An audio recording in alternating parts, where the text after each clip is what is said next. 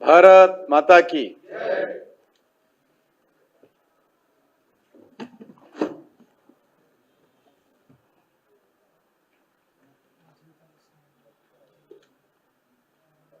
ఈరోజు దేశవ్యాప్తంగా భారతీయ జనతా పార్టీ ఆధ్వర్యంలో భారతరత్న కర్పూరి ఠాకూర్ గారి యొక్క జయంతి ఉత్సవాలను నిర్వహిస్తూ ఉన్నాం. వారు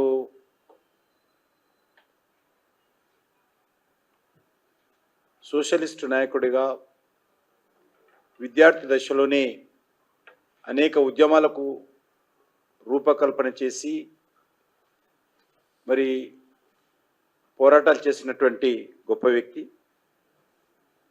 అంతేకాకుండా ఆయన ఇటు కార్మికుల కోసము, అటు ఎస్సీ ఎస్టీ బీసీ బడుగు బలైన వర్గాల కోసము అంకితమై పనిచేసినటువంటి గొప్ప మహానుభావుడు కర్పూరి ఠాకూర్ గారు. పేద కుటుంబం నుంచి వచ్చినటువంటి వ్యక్తి.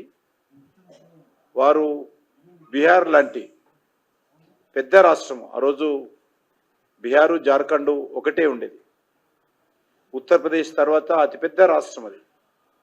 అటువంటి రాజకీయంగా ప్రాధాన్యత కలిగినటువంటి రాష్ట్రము, దేశంలోనే రెండవ అతిపెద్ద రాష్ట్రము, రాజకీయ చైతన్యమైనటువంటి రాష్ట్రము. అటువంటి రాష్ట్రానికి ఆయన విద్యాశాఖ మంత్రిగా, శాసనసభ్యుడిగా, 2 సార్లు ముఖ్యమంత్రిగా సేవలు అందించినటువంటి మహానుభావుడు మరి కర్పూరి ఠాకూర్ గారు. వారు విద్యామంత్రిగా ఉన్నప్పుడు ఆ కాలంలోనే విద్యారంగంలో సమూలమైనటువంటి సంస్కరణ తీసుకొచ్చినటువంటి వ్యక్తి కర్పూరి ఠాకూర్ గారు. వారు ముఖ్యంగా ఓబీసీ వర్గాలకు విశేషంగా సేవలు అందించారు. వారికి రాజకీయంగా, సామాజికంగా, ఆర్థికంగా మరి వాళ్ళకు సముచిత స్థానం దొరకాలని, రావాలని, మరి వారు ముఖ్యమంత్రిగా 2 సార్లు ఉన్నప్పుడు కానీ, విద్యాశాఖ మంత్రి ఉన్నప్పుడు కానీ, రాజకీయ నాయకుడిగా కానీ నిరంతరము అంకితభావంతో పనిచేసినటువంటి గొప్ప నాయకుడు. ఒక పేద కుటుంబం నుంచి, ఒక చిన్న సామాజిక వర్గం నుంచి వచ్చినటువంటి వ్యక్తి. మరి ఆయన ఆ రోజే ప్రజానాయకుడు, అంటే జననాయకగా గుర్తింపు తెచ్చుకున్నారు. ఈ పార్టీ ఆ పార్టీ అని కాదు, యావత్ సమాజం ఆయనను ఒక ప్రజానాయకుడుగా, జననాయక్ అనేటువంటి పేరుతో పిలిపించుకున్నటువంటి గొప్ప మహానుభావుడు. అంతేకాదు, వారు విద్యార్థి దశగా ఉన్నప్పుడే మరి క్విట్ ఇండియా మూమెంట్లో మహాత్మా గాంధీ పిలుపుకు ముందుకు వచ్చి క్విట్ ఇండియా ఉద్యమంలో దేశ స్వాతంత్రం కోసం పోరాటం చేసి 26 నెలల పాటు జైలు జీవితం గడిపినటువంటి మహానుభావుడు, ప్రముఖ స్వతంత్ర సమర యోధుడు కర్పూరి ఠాకూర్ గారు. ముందుగా స్వాతంత్రం వచ్చిన తర్వాత స్వతంత్ర ఉద్యమంలో పాల్గొన్నప్పటికీ తన సొంత గ్రామంలో ఒక స్కూల్ టీచర్గా కూడా పనిచేసి పేద ప్రజలందరూ కూడా చదువుకోవాలి, ముఖ్యంగా బడుగు బలైన వర్గాలు, దళిత సామాజిక వర్గాలు చదువుకుంటేనే మంచి భవిష్యత్తు ఉంటుంది అని ఆయన ఉపాధ్యాయుడిగా తన సొంత గ్రామంలో కూడా స్వాతంత్రం వచ్చిన తర్వాత పనిచేసినటువంటి మహానుభావుడు కర్పూరి ఠాకూర్ గారు. దాంతోపాటు మన దేశానికి ఒక రాష్ట్ర భాష ఉండాలి, అధికారపూర్వకమైనటువంటి భాష ఉండాలని నమ్మినటువంటి వ్యక్తులలో కర్పూరి ఠాకూర్ గారు ప్రథమ వ్యక్తి. హిందీ భాష ప్రోత్సాహానికి విశేషమైనటువంటి కృషి చేశారు. మన మాతృభాషలు ఉన్నప్పటికీ వాటికి గౌరవం ఇస్తుంటేనే వాటిని పరిరక్షించుకుంటేనే, వాటిని మనము అవలంబిస్తూనే దేశానికి ఒక భాష ఉండాలి, రాష్ట్ర భాష ఉండాలి, అధికారిక భాష ఉండాలని నమ్మినటువంటి వ్యక్తుల్లో కార్పొరేట్ గారు ఒకరు. వారు 1952లో బీహార్ ఎమ్మెల్యేగా ఎన్నికైనటువంటి వ్యక్తి. ఆయన విద్యార్థిగా ఉన్నప్పుడే సోషలిస్టు భావజాలానికి అంకితమై ప్రజా సోషలిస్టు పార్టీ, అదేవిధంగా జాయింట్ సోషలిస్టు పార్టీ అనేటువంటి పార్టీలలో విశేషంగా పనిచేసినటువంటి మహానుభావుడు. 1960లో శ్రీమతి ఇందిరాగాంధీ గారు ఉన్నప్పుడు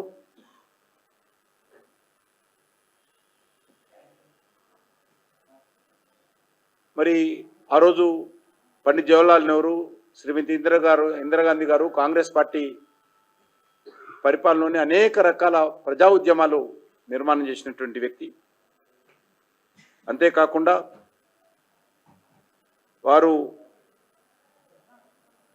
1970లో మరియు 1977లో 2 సార్లు బీహార్ రాష్ట్రానికి ముఖ్యమంత్రిగా అయ్యారు. మరి మనకందరికీ తెలుసు, గత సంవత్సరము వారికి శతజయంతి ఉత్సవాలు మనమందరం నిర్వహించుకున్నాము. వారు భారతీయ జనతా పార్టీ నాయకుడు కాకున్నా కూడా జనతా పార్టీలో ఆ రోజు Jan Sangh socialist party, old Congress party అన్ని కూడా జయప్రకాష్ నారాయణ గారి నేతృత్వంలో కలిసి శ్రీమతి ఇందిరాగాంధీ యొక్క నేతృత్వ పాలనకు, శ్రీమతి ఇందిరాగాంధీ యొక్క అధికార దుర్వినియోగానికి వ్యతిరేకంగా గలమెత్తిన విషయం మనకందరికీ తెలుసు. జయప్రకాష్ నారాయణ గారి పిలుపుతో జనసంఘ్, భారతీయ జనసంఘ్, సోషలిస్ట్ పార్టీ లాంటి అనేక ప్రజాస్వామ్య పార్టీలు జైల్లోనే ఉన్నప్పుడు, జైల్లోనే మాట్లాడుకొని జనతా పార్టీకి అవలంబించినప్పుడు సోషలిస్టు పార్టీ కూడా జనతా పార్టీలో మెర్జ్ చేయడం జరిగింది. ఆ సందర్భంగా వారు జనతా పార్టీ తరఫున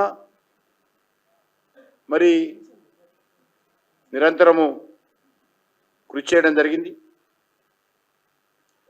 వారు 100 సంవత్సరాల సందర్భంగా మనకు తెలుసు, కాంగ్రెస్ పార్టీ ఏ రోజు కూడా కాంగ్రెస్ ఇతరులను, కాంగ్రెస్లోని నెహ్రూ కుటుంబేతరులను ఎప్పుడు కూడా గౌరవించదు, గుర్తించదు. రాజకీయాలంటే కాంగ్రెస్ పార్టీ, కాంగ్రెస్ పార్టీ అంటే నెహ్రూ కుటుంబము. ఇక ఈ దేశంలో ఏ పార్టీ ఉన్నదా లేదా, ఏ పార్టీ నాయకుడు ఉన్నారు, ఏ రోజు కూడా వాళ్ళు నెహ్రూ కుటుంబం ఎవరిని కూడా గౌరవించిన పాపాన పోలేదు.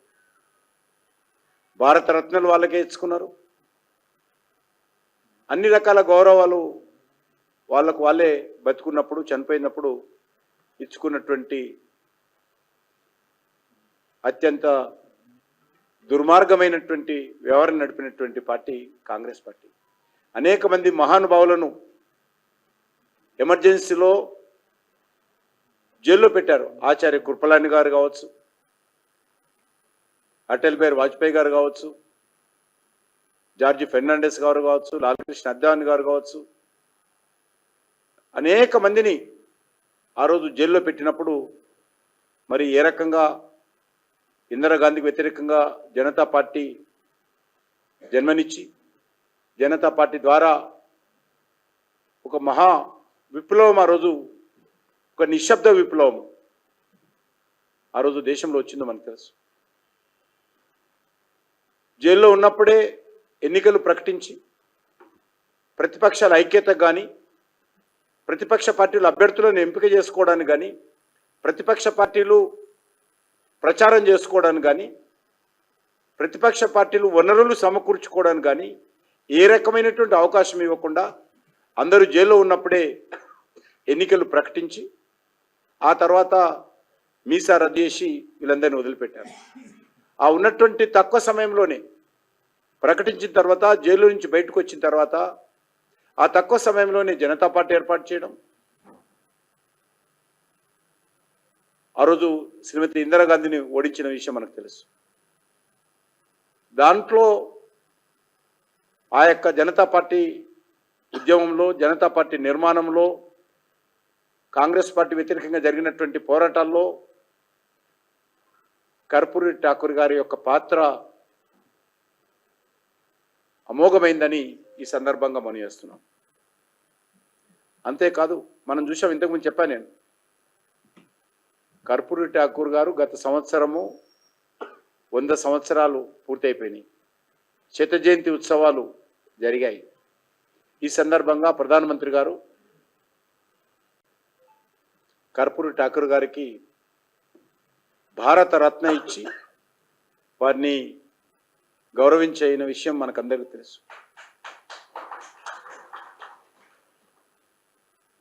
కర్పూరి ఠాకూర్కే కాదు, కాంగ్రెస్ పార్టీ నాయకుడిగా ఉన్నటువంటి పివి నరసింహారావు గారికి కూడా భారత రత్న ఇచ్చినటువంటి ఖ్యాతి నరేంద్ర మోడీ గారికే దక్కుతుంది.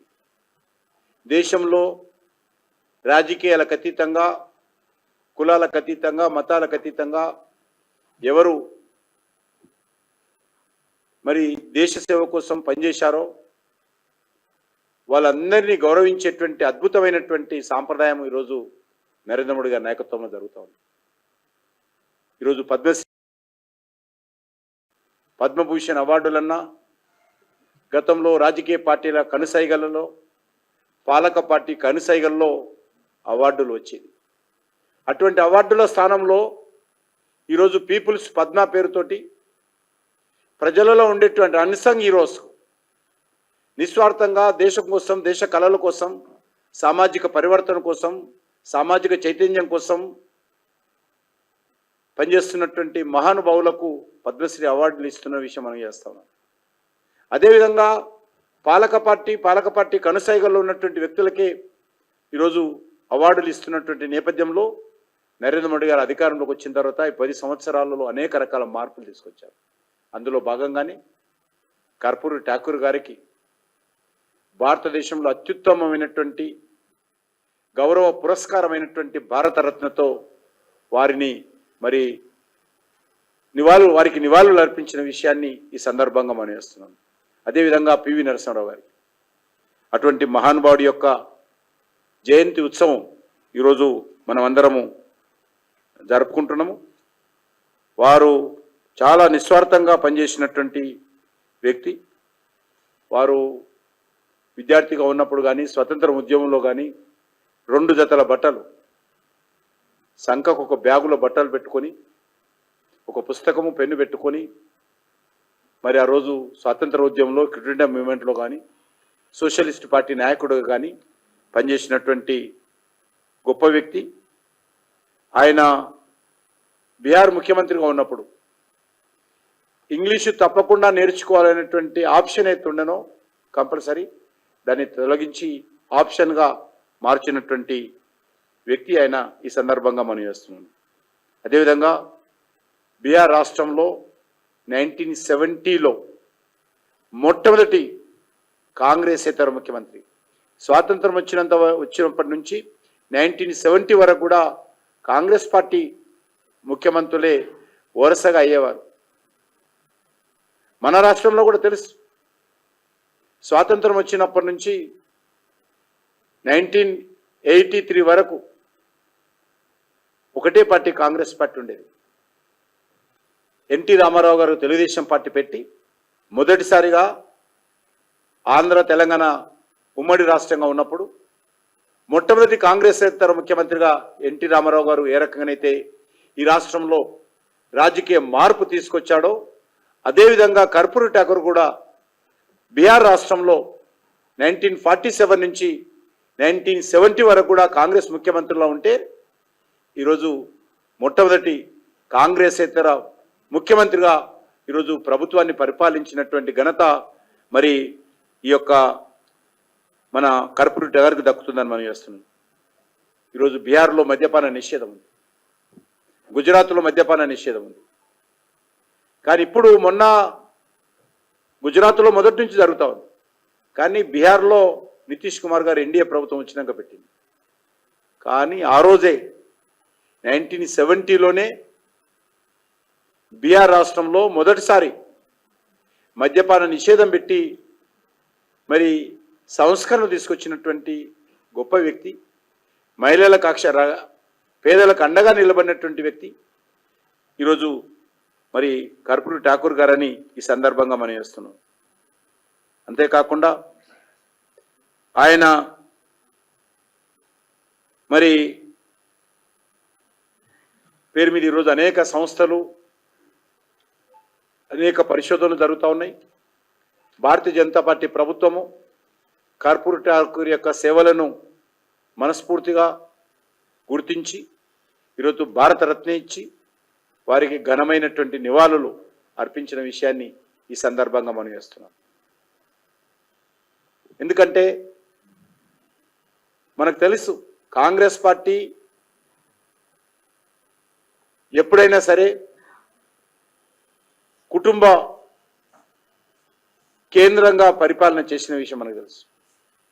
ఈరోజు దేశంలో కూడా అత్యధిక సమయం ప్రధానమంత్రిగా పనిచేసినటువంటి వ్యక్తి కాంగ్రెస్ తర్వాత ఎవరు అంటే ఈరోజు నరేంద్ర మోడీ గారని సందర్భంగా మనం చేస్తున్నాం.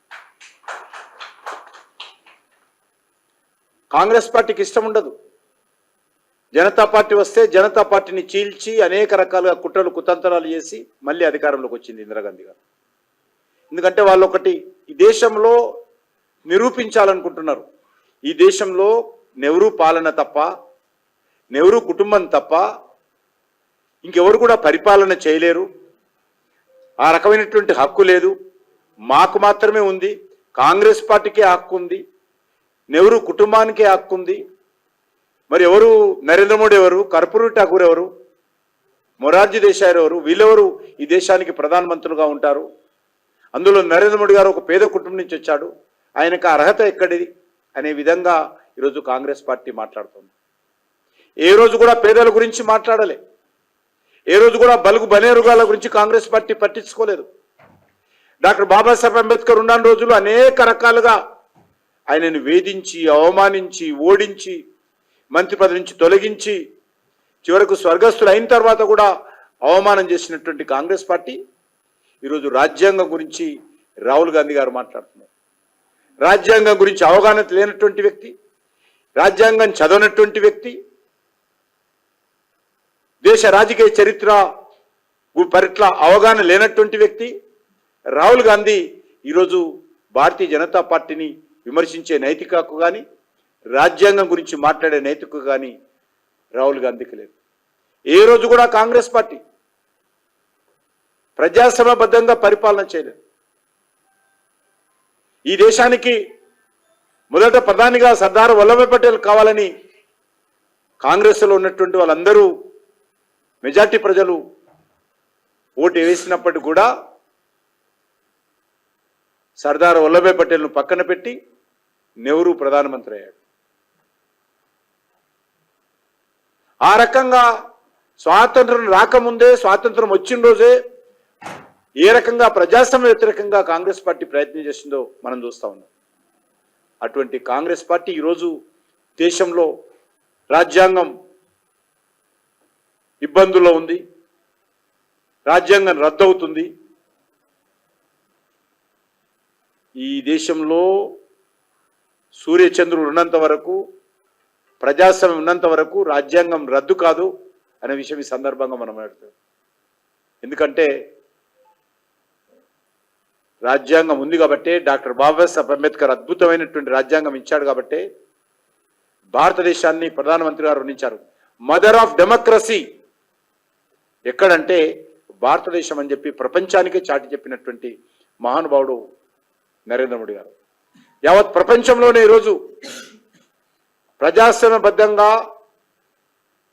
ఈ యొక్క డాక్టర్ బాబాసాహెబ్ అంబేద్కర్ రూపకల్పన చేసినటువంటి రాజ్యాంగబద్ధంగా ఈ దేశంలో పరిపాలన సాగుతున్నదంటే అది డాక్టర్ బాబాసాహెబ్ అంబేద్కర్ మనకి ఇచ్చినటువంటి అద్భుతమైనటువంటి రాజ్యాంగం అనే సందర్భంగా వస్తుంది.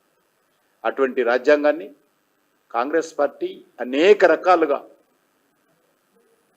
నిర్వీర్యం చేయడం జరిగింది, దుర్వినియోగం చేయడం జరిగింది. డాక్టర్ బాబాసాహెబ్ అంబేద్కర్ ఆలోచనకు విరుద్ధంగా, ఆయన ఆలోచన స్పిరిట్కు విరుద్ధంగా కాంగ్రెస్ పార్టీ పనిచేసినటువంటి విషయం మనం చేస్తున్నాం. బతికున్న రోజులు అవమానం చేసింది.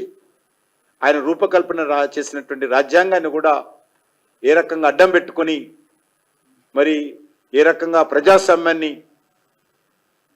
ప్రజల కోసం పోరాటం చేసేటువంటి నాయకులను, ప్రజా ప్రభుత్వాలను ఏ రకంగా కూల్చివేసిందో, ఏ రకంగా పత్రికా స్వేచ్ఛను హరించివేసిందో మనకందరికీ తెలుసు. కాబట్టి అలాంటి కాంగ్రెస్ పార్టీ ఈరోజు ప్రజాస్వామ్యం గురించో, రాజ్యాంగం గురించో, డాక్టర్ బాబాసాహెబ్ అంబేద్కర్ గురించో భారతీయ జనతా పార్టీకి, నరేంద్ర మోడీ గారికి మరి ఈరోజు పాఠాలు చెప్పాల్సిన అవసరం లేదు. వాళ్ళ సర్టిఫికెట్, రాహుల్ గాంధీ సర్టిఫికెట్ ప్రజాస్వామ్యం మీద, రాజ్యాంగం మీద రాహుల్ గాంధీ సర్టిఫికెట్, డాక్టర్ బాబాసాహెబ్ అంబేద్కర్ మీద చిత్తశుద్ధి విషయంలో రాహుల్ గాంధీ సర్టిఫికెట్కు మాకు అవసరం లేదు. మీకు అవసరము. మీరు పొరపాటు చేశారు, మీరు అవమానం చేశారు డాక్టర్ బాబాసాహెబ్ అంబేద్కర్ని, ప్రజాస్వామ్యాన్ని అపహాస్యం చేశారు కాంగ్రెస్ పార్టీ. మీకు అవసరం సర్టిఫికెట్లు ప్రజలకు, మాకు మీ సర్టిఫికెట్ అవసరం లేదు. ఈ దేశంలో ఉన్నటువంటి 140 కోట్ల మంది ప్రజలు నరేంద్ర మోడీ గారి నాయకత్వానికి సర్టిఫికెట్ ఇచ్చారు. నరేంద్ర మోడీ గారు 3వ ప్రధానమంత్రి అయ్యారు. భారతదేశంలో కాదు, ప్రపంచమంతా కూడా ఈరోజు భారతదేశం వైపు, భారతదేశంలో ఉన్నటువంటి 140 కోట్ల మంది ప్రజల వైపు, డాక్టర్ బాబాసాహెబ్ అంబేద్కర్ రూపకల్పన చేసినటువంటి రాజ్యాంగం వైపు 140 కోట్ల మంది ప్రతినిధులుగా వాళ్ళ ఆశీస్సులతో 3వ ప్రధానమంత్రి అయినటువంటి నరేంద్ర మోడీ వైపు ప్రపంచం చూస్తూ ఉన్నది. కాబట్టి మాకు ఎవరి సర్టిఫికెట్ అవసరం లేదు, ఎవరికి భయపడాల్సిన అవసరం లేదు, ఎవరికి సంజాయిషి చెప్పుకునే అవసరం లేదు. మేము అందుకే కర్పూరి ఠాగూర్ స్ఫూర్తితో ఈరోజు మేము పనిచేస్తూ ఉన్నాము. డాక్టర్ బాబాసాహెబ్ అంబేద్కర్ స్ఫూర్తితో పనిచేస్తూ ఉన్నాము. అటల్ బిహారీ వాజ్పేయి స్ఫూర్తితో పనిచేస్తూ ఉన్నాము. జయప్రకాష్ నారాయణ స్ఫూర్తితో పనిచేస్తూ ఉన్నాము. మహాత్మా గాంధీ స్ఫూర్తితో పనిచేస్తూ ఉన్నాము. సర్దార్ పటేల్ ఆశయాల సాధన కోసం పనిచేస్తూ ఉన్నాము. కొమరం భీం, రామ్జీ గోండు, అల్లూరి సీతారామరాజు లాంటి మహానుభావుల యొక్క స్ఫూర్తితో ఈరోజు భారతీయ జనతా పార్టీ ప్రభుత్వం పనిచేస్తూ ఉంది. మాకు ఇలాంటి తాటాకు చెప్పుల నాయకుల మాటలకు భయపడేటువంటి పరిస్థితి పార్టీ భారతీయ జనతా పార్టీ కాదనే విషయాన్ని ఈ సందర్భంగా మనవి చేస్తూ, చివరగా ఈరోజు భారతీయ జనతా పార్టీ యొక్క 2025 ఈ సంవత్సరానికి సంబంధించినటువంటి డైరీ ఈరోజు మనము పబ్లిష్ చేసుకున్నాము. ఇది 10 కార్యకర్త కూడా ఈ డైరీ పెట్టుకున్నట్లయితే అనేక విషయాలు, పార్టీ సంబంధించినటువంటి మరి నాయకుల విషయాలు కావచ్చు, కార్యక్రమాల విషయాలు కావచ్చు, మన కమిటీలకు సంబంధించినటువంటి పెద్దల విషయాలు కావచ్చు, అందరి ఫోన్ నెంబర్స్తో సహా అద్భుతమైనటువంటి డాటా. మరి ఇక్కడ పరమేష్ గారు గత అనేక రోజులుగా కష్టపడి ఈ డైరీకి రూపకల్పన చేసి మన పార్టీ ద్వారా కార్యకర్తల ముందు పెడుతున్నటువంటి విషయం మనం చూస్తూ ఉన్నాము. కాబట్టి ఈ డైరీ ఈ సంవత్సరం మరింతగా మంచి ముద్రణతో, మరింత వివరాలతో, మరింత అద్భుతంగా క్వాలిటీతో ఈ డైరీ తీసుకురావడం జరిగింది. నేను రాష్ట్ర పార్టీ అధ్యక్షుడిగా నేను మన పరమేష్ గారికి మనస్ఫూర్తిగా అభినందనలు తెలియజేస్తా ఉన్నాను డైరీ రూపకల్పన చేసినందుకు. నిస్వార్థంగా గత అనేక రోజులుగా పార్టీ యొక్క క్రమశిక్షణ కార్యకర్తగా మీడియా విభాగంలో పనిచేస్తున్నటువంటి పరమేష్ ఈ యొక్క డైరీ తీసుకొచ్చారు. వారికి నేను అభినందనలు, శుభాకాంక్షలు తెలియజేస్తూ, ఈ సందర్భంగా పార్టీ కార్యకర్తలందరూ కూడా ఈ డైరీని ఎప్పుడు తమ పార్టీ కార్యక్రమాల్లో ఏ జిల్లాకి వెళ్ళినా, ఏ మండలానికి వెళ్ళినా, ఏ సమావేశానికి వెళ్ళినా ఈ డైరీ ఎంబడి పెట్టుకొని ఎప్పటికప్పుడు ఈ డైరీలో వివరాలు రాసుకుంటూ ఈ డైరీ ద్వారా మరి అనేక భవిష్యత్ కార్యక్రమాలకు కూడా ఉపయోగించుకోవాల్సిందిగా నేను అందరినీ కోరుకుంటూ సెలవు తీసుకుంటున్నాను.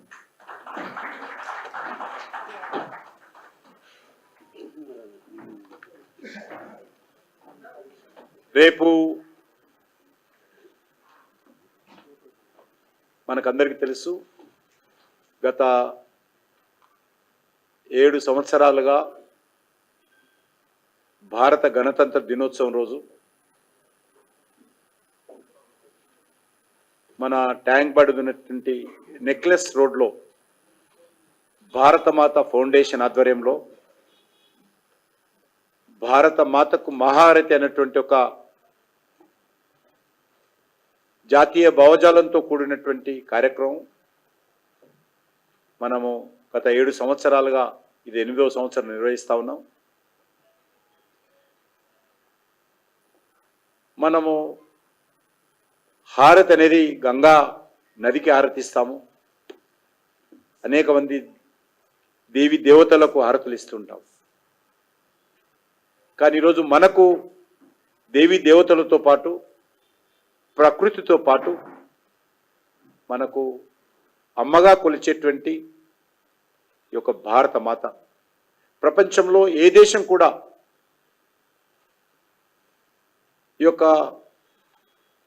భారత భూభాగాన్నో లేకపోతే వాళ్ళ భూభాగాన్నో అమ్మగా కొలిచేటువంటి దేశం ఏది లేదు. కానీ స్వతంత్ర ఉద్యమంలోనే మహాత్మా గాంధీ గారు కావచ్చు, సుభాష్ చంద్రబోస్ కావచ్చు, లేక భగత్ సింగ్ కావచ్చు, అల్లూరి సీతారామరాజు కావచ్చు, అనేక మంది మహానుభావులు కూడా స్వతంత్ర ఉద్యమంలోనే భారత్ మాతాకు జై అనేటువంటి నినాదం ఈ భారతదేశంలోని మారుమూల గ్రామాలలో మారుమోగింది.